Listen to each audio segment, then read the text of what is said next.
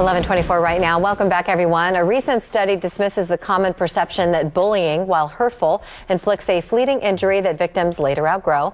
It actually suggests that children who are bullied or are bullies are most likely adults to be diagnosed later on with depression and related disorders. So what can parents do to protect their children? Joining me now is mental health specialist Dr. Gregory Jantz. Thank you so much for being here. It's an important topic, Peggy. It really is, yes. And we're so happy that you're here because I know you hear a lot about this in your adult patients who either maybe were bullies when they were younger or were bullied. You know, we see both, and there's some similar parallels. One is they both will end up with depression, whether you were a bully or a bully victim.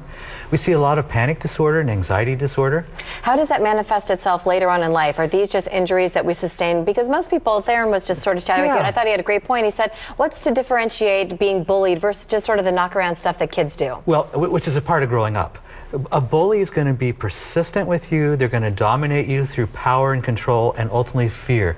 And you're going to become very afraid. Later on in life, you may feel a lot of emotional abuse, a lot of trauma from that.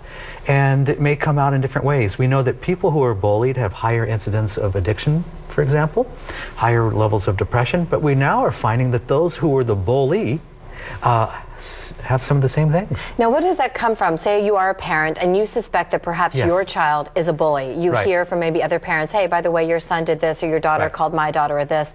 It's distressing for a parent because they don't want to hear that about their child. What are some of the signs that your child might be a bully? Okay, and I'm a parent, so it would be distressing for me to hear that as well.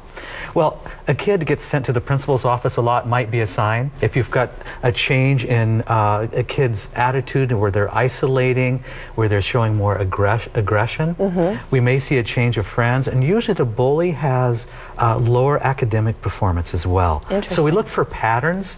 We may see a lot of acting out where they're even hurting maybe animals, or you're seeing aggression on objects. And real quickly, because we can't get into it too deeply, but why does that usually happen? Because they're feeling powerless at home? It could be, or something's happened to them.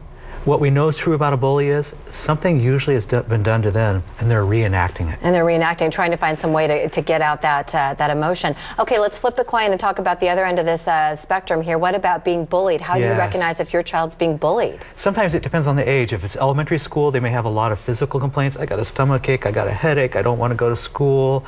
And so you're going to hear a lot of physical complaints. You're going to hear maybe sleeping problems. But you're going to see the kid's attitude change to more anxiety and fear.